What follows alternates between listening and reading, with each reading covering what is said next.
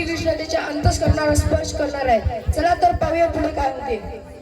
दृश्य दुसरं, कर्ण आणि दुर्योधना.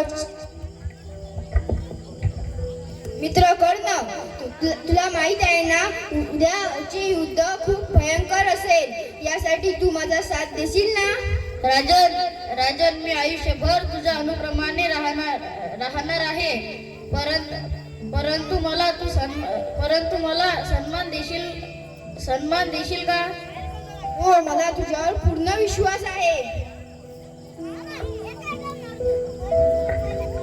दृश्य तिसरं, भगवान श्रीकृष्णाचे आगमन. भगवान श्रीकृष्ण मधुर बासुरी वाजवत कर्णाला भेटायला जात आहे.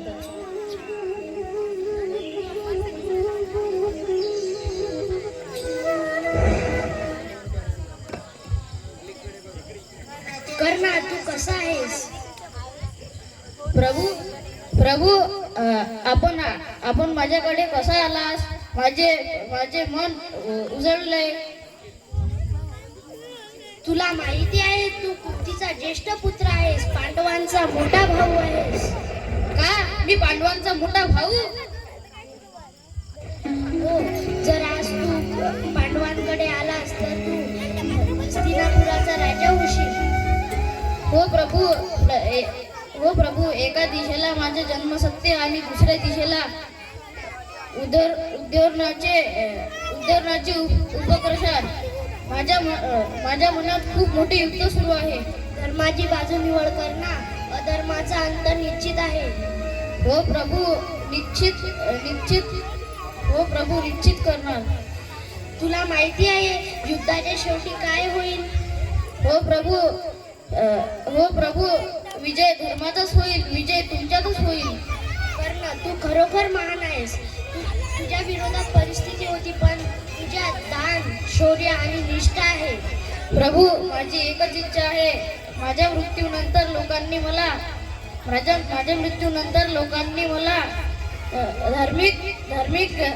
धार्मिक नव्हते तर वचन देणाऱ्या योद्धा म्हणून ओळखावे. तसंच होईल कर्ण.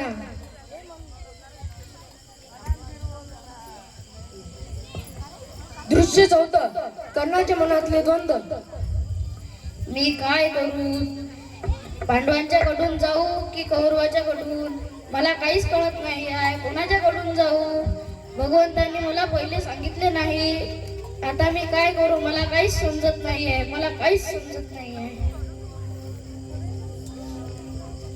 दृश्य पाचवं, समाप्ती.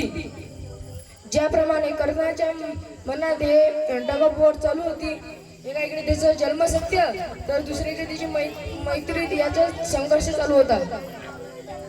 पण त्याने त्याच्या मैत्रीला आणि त्याच्या वचनाला महत्व दिले. त्याचप्रमाणे आपल्या जीवनात बी हे संघर्ष चालू असते. आपल्याला वाटते की आपण भक्ती करा की नाही करा, आपण भक्त असू या नसू, हे संघर्ष आपल्या जीवनात चालूच असते. उदाहरण, ज्याप्रमाणे एका मुलाची उद्या परीक्षा असल्यास त्याच्या मनात हा विचार असतो की मी अभ्यास करू की नाही करू. उलट त्याचं मन हे म्हणते की सध्या तू आराम कर, अभ्यास करायला सध्या खूप टाइम आहे. यासोबत हे नाटक अटी संपत आहे. हरे कृष्ण कृष्ण कृष्ण हरे हरे, हरे राम राम राम हरे हरे.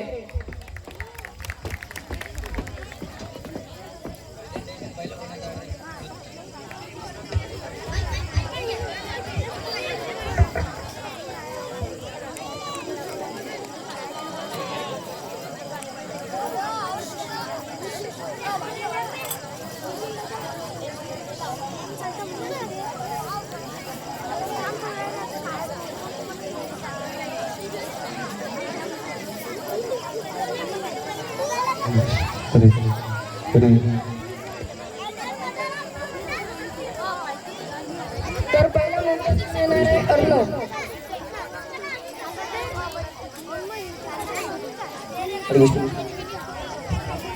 हरे कृष्णा. हरे कृष्णा. आदरणीय आदरणीय भक्तवृंद आणि उपस्थित सर्वांना माझा नम्र प्रणाम. या चार्टमध्ये मी भगवान कृष्ण आणि कर्ण यांचे संवादमध्ये दृश्य दाखवणार आहे. तर कर्ण हा खूप पराक्रमी, दानशूर आणि गुणवान योद्धा होता. श्रीकृष्णांनी त्याला युद्धापूर्वी सत्य सांगितले की तो कुंतीचा ज्येष्ठ पुत्र आहे आणि पांडवाचा मोठा भाऊ आहे. त्यांनी कर्णाला धर्माच्या बाजूला येण्याचा सल्ला दिला, पण कर्णाने काही स्वीकारला नाही.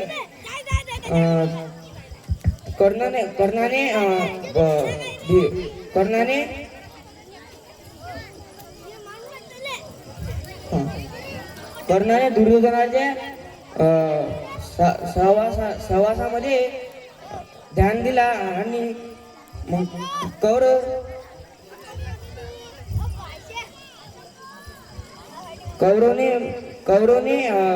दुर्योधनाने द्रौपदीचे वस्त्र हरण करून त्याने मृत्यू स्वीकारला. आता संगतन जीवन घडवते किंवा बिघडवते.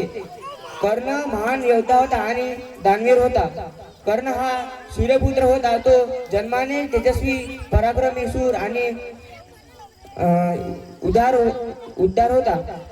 त्याने आपले संपूर्ण आयुष्य पराक्रम, शौर्य आणि दान धर्मासाठी वाहिले.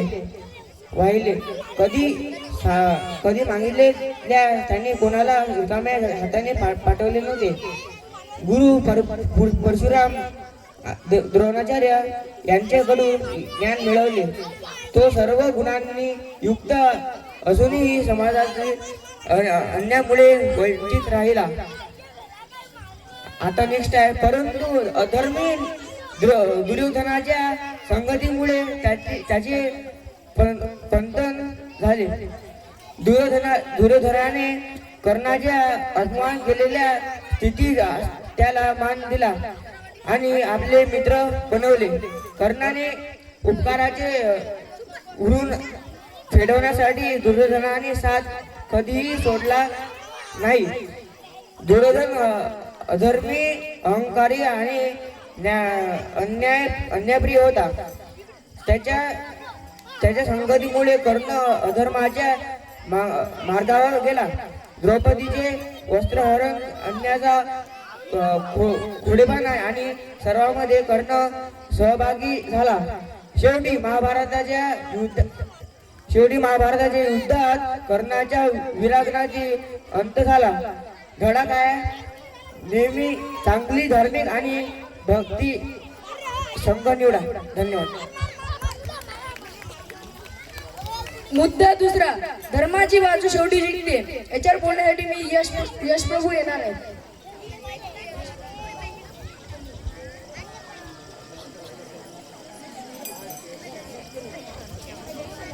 हरे कृष्ण. आपण पाहिला कर्ण महान योद्धा होता, पण तो अधर्माची साधे. भगवान श्रीकृष्णांना त्यांना सांगितले धर्माची साधे, पण त्यांनी दुर्योधनाची साथ सोडली नाही.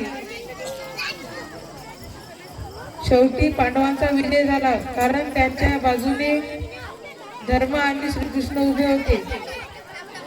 आपण पाहता धर्माची बाजू शेवटी जिंकते.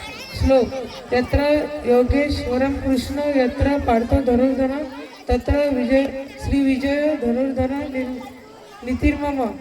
अर्थ, जेथे योगेश्वर भगवान श्रीकृष्ण आहेत आणि तेथे धनुष्य करतात अर्जुन, आणि तसेच ऐश्वर, विजय, संपत्ती आणि अट्टल निमित्त धर्म निश्चितपणे वास करत असतो. माझे ठाण मत आहे. हरे कृष्ण. मुद्दा तिसरा, भगवंत नेहमी योग्य मार्ग दाखवतात. यावर बोलण्यासाठी वंश प्रभू येणार आहे.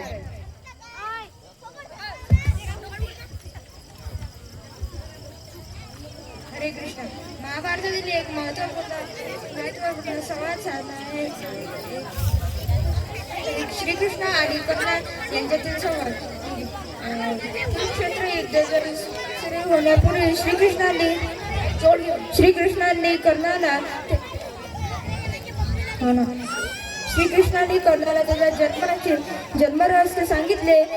त्यांनी श्री कर्णाला सांगितले की तो कुंतीचा श्रेष्ठ पुत्र आहे आणि पांडवांचा मोठा भाऊ आहे. तसेच त्यांनी त्याला समजावले की तू धर्माच्या बाजूने उभे राहा आणि सहाय्य कर.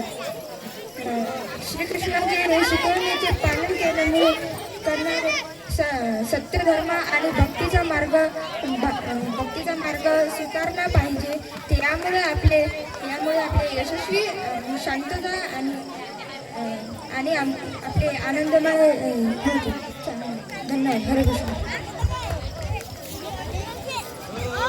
शेवटचा मुद्दा, अहंकार आणि चुकीचे निर्णय दुःख देतात. याच्यासाठी प्रज्वल प्रभू येणार आहे आणि कृष्ण प्रभू सुद्धा येणार आहे. हरे कृष्ण. आपण पाहिले आहे की हा जो तिसरा चौथा टॉपिक आहे, अहंकार आणि चुकीचे निर्णय आपल्याला दुःख देतात. तर या आपण गोष्टीमध्ये पाहिले आहे की जी कर्ण आहे त्यांनी त्या गोष्टीत चुकीचे निर्णय घेतला होता आणि चुकीचे निर्णय घेतल्यामुळे त्यांना जीवनभर ते युद्धामध्ये हरले. तर पहिला जो मुद्दा आहे तो आहे अहंकार म्हणजे काय हे भगवद्गीतेमध्ये भगवान श्रीकृष्णांनी 3रा अध्याय 27व्या श्लोकमध्ये सांगितले आहे. प्रकृते क्रियमाणी गुणो कर्माणी सर्वशम अहंता का सर्व विमूढात्मा कर्ताहमिति मान्यते. याचा अर्थ असा होतो की सर्व प्रकारची कर्मे प्रकृतीच्या 3 गुणांद्वारे होतात. ते 3 गुण हे रजगुण आणि तमगुण यांच्यामुळे होतो. परंतु अहंकाराने मोहित झालेले आत्मा हे म्हणतात की जे मीच या कर्माचा करता आहे, म्हणजे जे काही केले आहे ते मीनच केले आहे. उदाहरणार्थ एक विद्यार्थी आहे आणि त्यांनी चांगले गुण मिळवले, तर तो म्हणते की जे चांगले गुण मिळवले ते माझ्यामुळेच मिळवले. पण त्याच्या मागे जी मेहनत असते ते आईवडिलांनी दिलेला आधार, शिक्षकांची मेहनत, त्यांची मेहनत असेल. त्यानंतर आहे अहंकार आणि मानसिक शांती. अहंकार जसा आपला अहंकार वाढत जातो तसा आपल्या मानसिक शांती कमी होत जाते. जेव्हा आपला अहंकार वाढतो तेव्हा आपली मानसिक शांती कमी होत जाते. तर या दुसरा जो टॉपिक आहे चुकीचा निर्णय हे कृष्णाप्रभू तुम्हाला सांगतात. हरे कृष्ण. धन्यवाद. हरे कृष्ण. तर आपण पाहिलं आहे की अहंकार आणि चुकीचे निर्णय आपल्याला दुःख देतात. कारण अहंकारामुळे माणसाला योग्य आणि अयोग्य यातील फरक समजत नाही. आपण घेतलेले चुकीचे निर्णय आपल्याला नाही तर सर्व समाजालाही दुःख पोचवतात. चुकीचे निर्णय योग्य वेळी घेतलेला विनम्र निर्णय आयुष्यभराचे दुःख वाचवू शकतो. 3. विवेक बुद्धी जाग्रह करणे. शांती मन आणि विनम्र निर्माणचे गुरुकुल्य आहे. हरे कृष्ण महामंत्र. 4. 4 दुःख जे सर्वांच्या जीवनात येतात. जन्म, मृत्यू, जरा, व्याधी. धन्यवाद.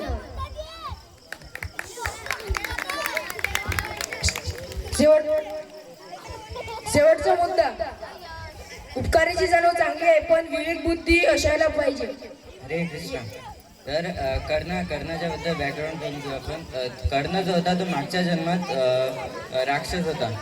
त्याला 1000 सहस्त्र कवच मिळालेली होती. तो सूर्यदेवाचा आराधक होता आणि त्याला म्हणजे तो खूप पापी होता. त्याला जो कर्ण होता तो पुढच्या जन्मी त्याला फक्त मागच्या जन्मात भगवंतांनी त्याचे 999 सहस्त्र जे कवच होते ते तोडले आणि एकच कवच राहिलं होतं.